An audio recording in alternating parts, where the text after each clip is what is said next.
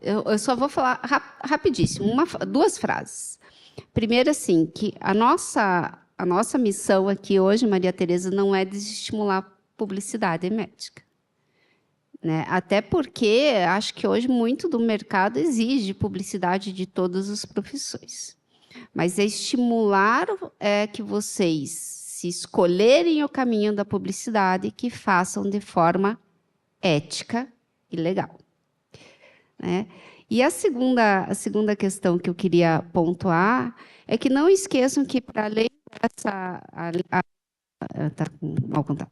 Além da resolução da publicidade, nós temos também a resolução do conflito de interesses, que é muito importante, que eu não ouvi ninguém falando recentemente, é uma resolução, acho que do mês passado, nova, mas que também vai impactar na publicidade. Por quê? Porque o conflito de interesses ele tem que ser declarado. Então, vejam, vocês podem fazer publicidade de medicamentos, podem fazer publicidade de tratamentos? Podem. Mas declarem os conflitos de interesses e observem os outros limites, né? Mas, para além disso, se querem ser influenciadores de verdade, façam propaganda. A propaganda é quem realmente deve influenciar os serviços de saúde, porque é a partir dela que a gente educa a população para as ações, serviços de saúde, para os cuidados de saúde, e a gente diminui os impactos, tanto no sistema privado quanto no sistema público. Falei mais do que duas frases, mas eu precisava esse desabafo, assim.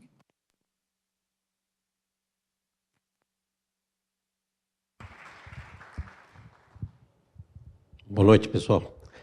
Primeiro, eu queria cumprimentar a mesa aí. Eu acho que foi brilhantes as apresentações e os comentários, porque eu acho que nos dão uma orientação de fato, né? Eu acho que a proposta que o sindicato tinha de trazer essa discussão para cá era justamente para que a gente pudesse trazer para os alunos esse nível de informação que eu acho que foi perfeito.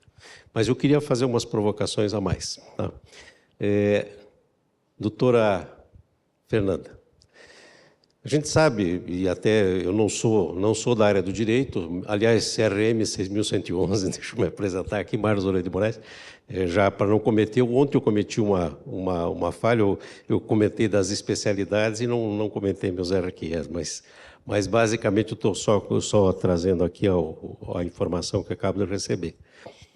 Doutora Fernanda, a senhora citou duas situações, nós tivemos aqui um conflito, digamos assim, entre duas situações, lei e resolução.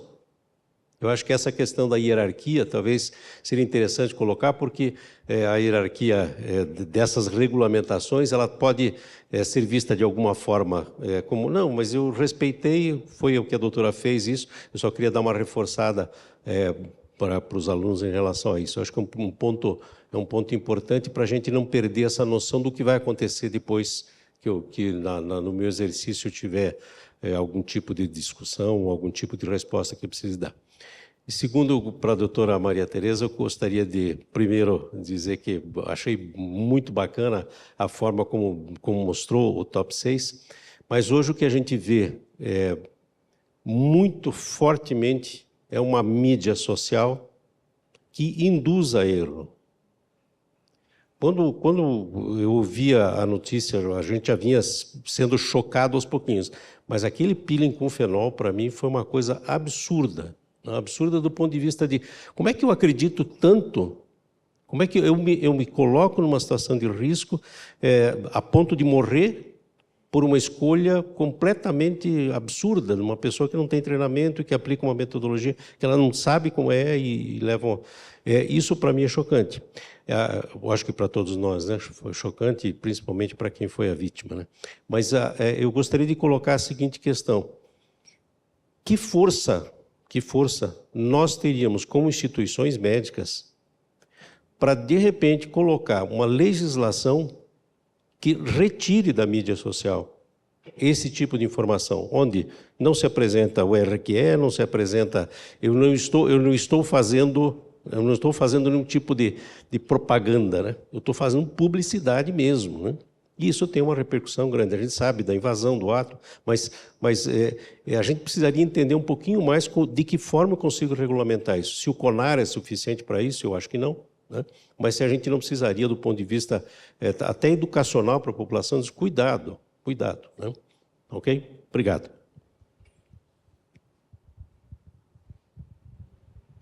Vou falar de uma forma bem simplificada. Tudo aquilo que vem do legislativo, lei, decreto, medida provisória, enfim, tudo que vem do legislativo vai sempre se sobrepor a qualquer resolução de qualquer conselho. Tá? Lógico, a gente poderia trabalhar a pirâmide, enfim, mas não. Então, sempre Constituição Federal, lei, decreto, etc., e a gente vai analisando os atos normativos. Na área de saúde, ato normativo do Ministério da Saúde, ato normativo da Anvisa, até pelos poderes dados pela lei, prevalecem sobre atos do Conselho Federal de Medicina. Tá? Atos do Conselho servem para regular a relação médica, a profissão médica. Não obriga paciente, não obriga judiciário, não obriga ninguém. É relação profissional do médico. Tá? É ato normativo, sim, no sentido geral da frase, né, do termo. Tem força impositiva ao médico? Tem. É de observação obrigatória? Tem. Mas não pode contrariar lei ou atos normativos de outros órgãos, como a Anvisa e Ministério da Saúde. Aproveitando a dúvida do doutor e a fala da doutora, até para diminuir o meu trabalho do futuro de novo, os colegas médicos, além de obedecer as resoluções dos conselhos, e naturalmente tudo que está acima disso, todas as leis, etc., que são aplicadas a todos os cidadãos devem respeitar também os pareceres do conselho, apesar de parecer, né, ter caráter opinativo, né, o CFM editou uma norma dizendo que o parecer do CFM vale para todos nós e o parecer do nosso Estado vale para quem reside aqui. Então, para a gente, né, resolução e parecer tem que ser sempre seguido. E fica a dica, se vocês colocarem no Google CFM e normas, né, só essas duas palavras, vocês vão achar um buscador de normas éticas muito interessante por assunto, por termos, e isso tira 90% das dúvidas da maioria das pessoas, também já diminuindo o meu trabalho, porque acaba tudo chegando lá para a gente.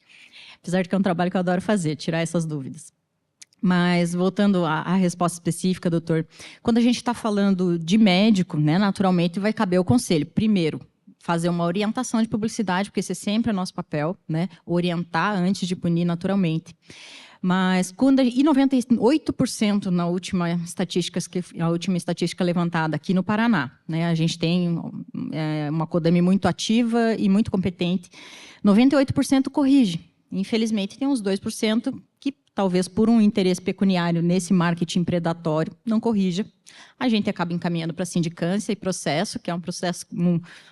a fala vou deixar ali para a Larissa depois explicar para vocês como é que funciona. Mas é esse poder que a gente tem, né? De, eventualmente, a gente não consegue tirar isso do ar, mas a gente consegue punir o colega, né? E, reiteradamente, punindo, porque, como a doutora vai falar também, as penas são gradativas, etc. Mas, recentemente, a gente tem feito, enquanto conselho, né, eu, enquanto coordenando a fiscalização aqui no Paraná, a gente tem feito contato com algumas autoridades no sentido de buscar outras alternativas, né, e entendendo que são crimes consumeristas que estão iludibriando a população. A gente tem algumas alternativas de fato, né, a gente pode pedir liminares para retirar do ar essas páginas, interromper postagens, né. Então, nesse viés consumerista, não no viés ético, a gente consegue realmente fazer um pouco mais. E daí não só em favor da sociedade, mas em relação aos médicos, como também em relação a outros profissionais de saúde e até mesmo não profissionais de saúde que a gente tem visto, como foi o caso do fenol, se arriscando, né, às vezes a si, né, de cometer um crime horrível como esse, porque a gente não espera que a pessoa não seja um sociopata que de fato quisesse um resultado daqueles, mas talvez por ter sido ludibriado por quem deu curso, né, que também é um fato que acontece, né, e ter visto que todo mundo está fazendo, né? Então, quando a gente vê todo mundo postando antes e depois, acho que pode postar também, né? Dessa maneira irrestrita. E a mesma coisa, quando eu vejo a manicure da esquina fazendo peeling de fenol, eu acho que eu também posso fazer, né? Então, isso tem aumentado em muito tamanho, né? Tem se avolumado, digamos assim, e eu acho que cabe a vários órgãos, né? Não só os conselhos, como o Ministério Público, os PROCONs, as próprias delegacias especializadas, né? Aqui em Curitiba, no âmbito da região metropolitana, a gente tem a DECRISA, que é uma delegacia especializada em crimes contra a saúde. Todos esses órgãos juntos buscarem essas opções. E o que eu vislumbro realmente é que o Código de Defesa do Consumidor é a nossa melhor ferramenta nesse momento, porque não são as resoluções conselho, e muitas vezes não é, né, uma reparação civil que vai conseguir conter isso, né? Eu vejo que a gente estava até combinando de fazer algumas ações em conjunto nesse sentido, porque a gente tem visto que muitas vezes nem profissionais de saúde têm se arriscado com procedimentos assim extremamente invasivos, como esses que a gente vê, endolaser, lipoaspiração de sucção em consultório, né? Então, tudo isso é muito grave e eu acho que a sociedade tem que se organizar e a gente tem que contar com todas, né, tanto com todas as sociedades, todo o apoio possível para diminuir esse tipo de problema.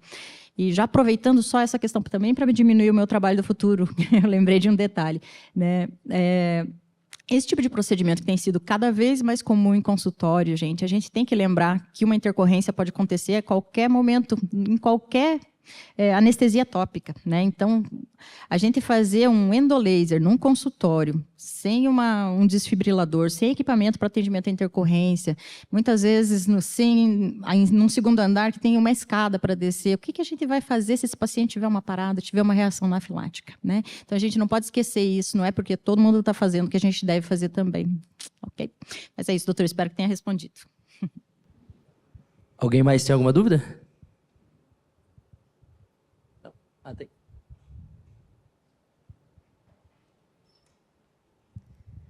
Oi, boa noite.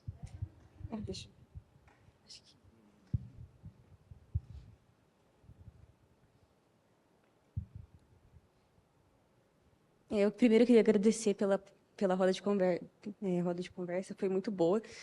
A gente conseguiu aprender bastante. E eu tenho uma dúvida, mas é em questão aos estudantes de medicina.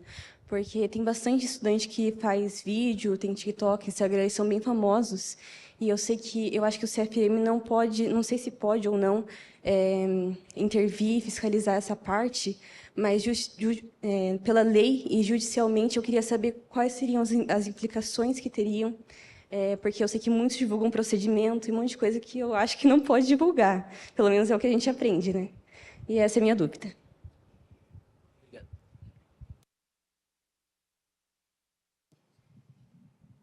Olha, faz um mês, já estava até na minha listinha falar sobre isso. Estudantes de medicina ou de outras profissões de saúde fazendo as publicidades, os TikTok, enfim.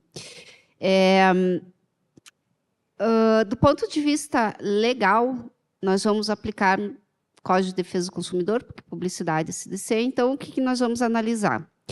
Veracidade das informações, clareza, se aquilo que está sendo divulgado pode ser confirmado, se não induz em erro, se não quer causar prejuízo ao consumidor. Então, assim, estudante pode fazer do ponto de vista legal?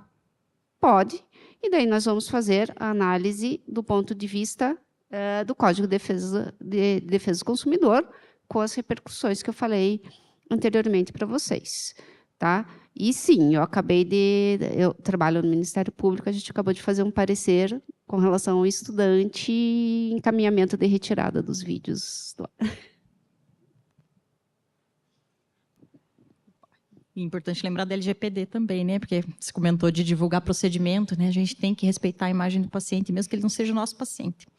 Mas existe um documento que talvez vocês não conheçam, mas é importante, basta dar um Google, né? É o Código de Ética do Estudante de Medicina. Tá?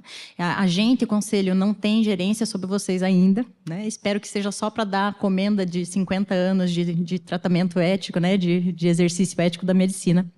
Mas a universidade tem, né? E a universidade pode aplicar não só os seus regimentos internos, né, os seus códigos próprios, mas pode aplicar o Código de Ética do Estudante de Medicina. Então, ele é muito similar ao nosso, prevê basicamente as mesmas, digamos, deveres, né? Prevê algumas questões também de direitos, enfim, de respeito, né, etc., né, do corpo discente, docente e etc. Mas eu acho que é o documento que a gente poderia citar que dá para ser questionado, né? Principalmente, na publicidade, ele tem que deixar claro que é estudante.